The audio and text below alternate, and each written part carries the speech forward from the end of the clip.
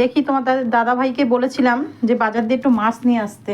কালকে চিকেন করেছিল, কালকে তো দাদা ভাই রান্না করেছিল চিকেন, খুব ভালো হয়েছিল। আজকে দেখি মাছ আনতে বলেছি, বাজার দিয়ে কী মাছ এনে দিয়ে গেল। বাবা, মাছের তো আগেই তো লেজ বেরিয়ে গেছে। কী মাছ আনলো এটা, দেখি একটু। তোমরাও দেখো আমার সাথে কী মাছ এনেছে তোমাদের দাদা ভাই আমার জন্য। ও আচ্ছা,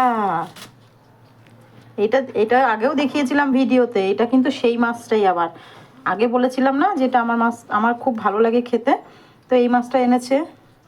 বেসিনে ফেলে দিই, সব ধুতে হবে, কাটতে হবে। কাটতে আমার একদম ভালো লাগে না, আজকে মনে হয় কেটে নিয়ে আসতে পারেনি। এটা হলো চোখ ঢেলা মাছ আমরা বলি।